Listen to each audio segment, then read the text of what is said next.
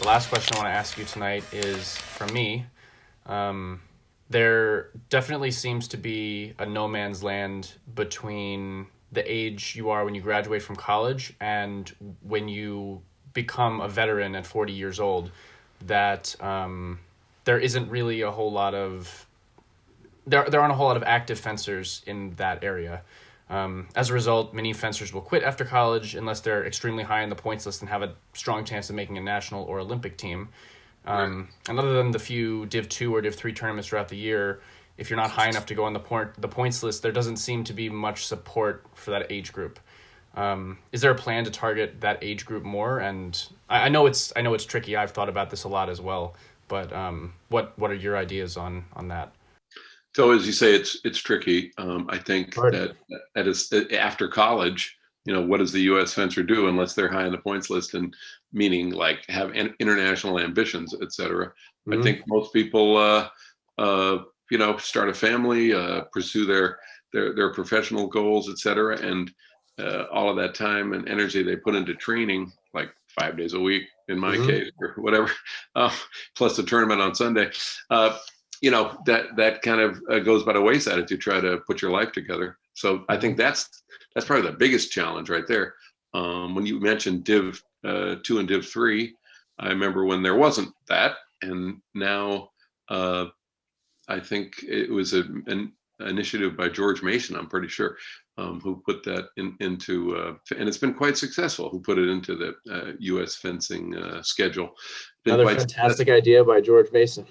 Yeah. But given that, I think we're back to the local, because a person that loved fencing in college or whatever, but maybe wasn't, wasn't NCAA champion, or wasn't the greatest fencer in the world, but just loves it. Yeah, a demographic that covers a lot of people. It does, absolutely right. So where can they find fencing? What should be at their local club, because that what they really want to do is just enjoy what they used to do, or what they still want to do, test their skills, improve as they can, and engage in community. And if the club can build this kind of a community and not be just out to have competitive results and stuff, talk about national level, et cetera. There's a lot of clubs like that, by the way. There's a lot of clubs that build community and put that first. And I can think of a bunch. But so not everyone wants to be or can be Olympic champion, because there's only one. So that my thoughts are there. I think that this demographic is, however, especially in your generation, Andrew, and they're fitness minded, and so fencing is a great workout, as we all know. Yeah. Not only of the body but of the mind, and I think that's its appeal. Whether or not these people want to travel and invest all that money in NACs all the way across the country in DIV1 and DIV2, DIV2 and DIV3, I don't think those are the people you're talking about. So there's people that keep in the fencing game by reffing, or there's people that keep in the fencing game by coaching, even on a recreational, like the YMCA or at high school or whatever. But as far as like just after work, you go in and spend a couple hours on a fencing strip and then go home, something like that, I think that's up to the local clubs. As you say, it's tricky. Yeah, it's hard for sure. So as far as like plans from U.S. fencing, I can't really say that there's a program, but keeping that in mind, and thinking about it, the kind of ideas that I might have would be to do some kind of a recognition, online. They do like the scholastic recognition, et cetera. I think USA Fencing might be, it's just an idea, might recognize, age group people in their 30s or 40s or something as, contributing to the community, et cetera. But I really think it all starts with the local club. And as we all know, as we've said several times this call, they're in dire straits, a lot of them. Mhm. I will say though that I have heard anecdotally of several clubs that have actually picked up membership during the pandemic. Mm. Um, because they want people, I guess, because people want to get out of the house, or they go Yeah. online. People join for video classes because they don't have to leave, and Mhm. so that kind of initiative from local clubs and from local divisions, I think, is the way to go. And at this point, USA Fencing is whereas they do love the clubs and acknowledge that clubs are the thing that drives USA Fencing. I think that they're still events oriented at this point and want to bring people back to competition and enjoy the wonderful convention pretty much that it is for all these NACs and ROCs, etc. And I'm not sure that they're thinking of people that don't want to compete but just want to engage in the joy of the sport. And I think that might be a place where USA Fencing might do a little rethinking and realize that not everything is in search of a medal, but it's Mhm. actually kind of the wonderful meld of mind and body and all of the things that we as fencing lifers fell in love with all along, whether or not we were successful. Yeah, totally.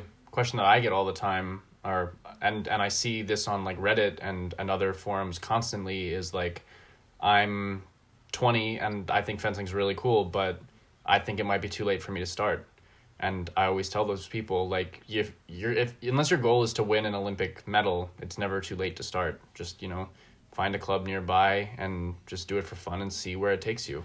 So Yeah, I remember all of the selling points we used to have for fencing, and the American development model. I think that USA Fencing sort of pursues really well. It talks about lifetime sport, and I mean, myself, I've had students from ages 5 all the way to a beginner at age 83 in my career. Yeah, he loved it. He would yeah. come in and take a lesson in fence, and gosh, he just thought it was the greatest thing. So what you say is right. And fencing, it's not, as we all know, but I can just say it again. It's not how fast you go. It's not. It's not how strong you are or how big you are even. It has to do with the mental marshaling of your own attributes and how to manipulate them into winning or to scoring touches even. I mean, who cares about winning? But it's just kind of the joy of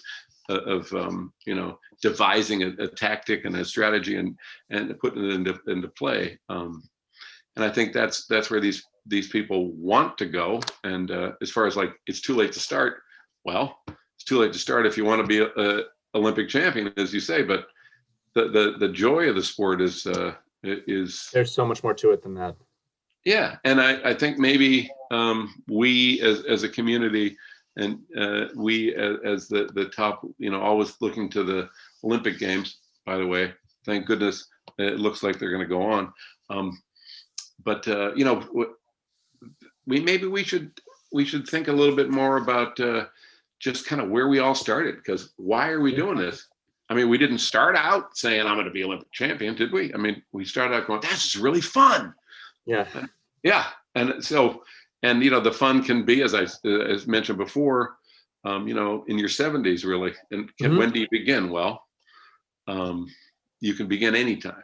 But that's not really the demographic you're talking about. Like, those people actually probably fenced in college, had their family, had their career, and came back to it as older people. But what about the professionals or whatever, or the people, the construction workers, or I don't know who have a job and then they need some recreation or they want to stay fit. So they're looking for why should it be a 24-hour Nautilus or whatever? Why should it be, really, why shouldn't it be the fencing club? I agree. Yeah, for sure. So that's what I would say. I think that maybe it's a marketing thing, or because we all know how wonderful it is, but people who never did it, and that's another thing I meant about normalizing, making it just the normal thing. Yeah, you can play basketball, you can play hockey, or gosh, why not just play tennis, or how about fencing? That sounds like fun. Yeah. That's one of the things That's that where I think it's good. yeah, that's one of the things that I try to show on my Instagram page and YouTube channel is just like some of the cooler aspects of fencing addressed to people who don't know anything about it, so that you can see You that. do that. You know those actions.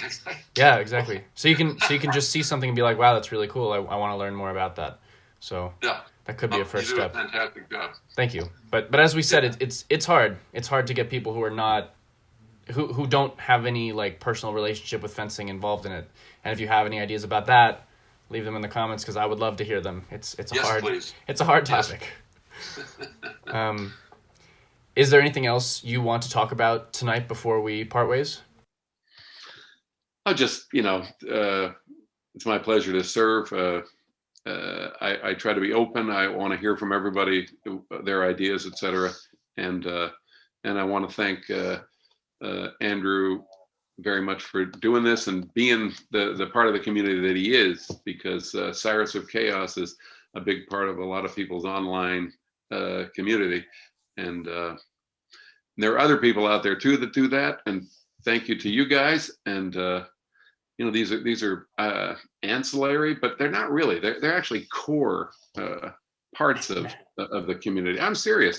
Yeah. And it's the same thing about the love of the sport in your heart. I mean, it's not all about like standing on the podium and receiving adulation. It's actually the love of the sport, and being involved in a forum like this it just is an expression of that. So I am grateful, and I invite everyone to tune into Cyrus of Chaos as often as you can, and other places too. So folks, I hope to hear from you, and I can really hardly wait to see you guys in the fencing venue again. Yeah, me too. Peter, thank you so much for your time. Thank you, Andrew. You're the man.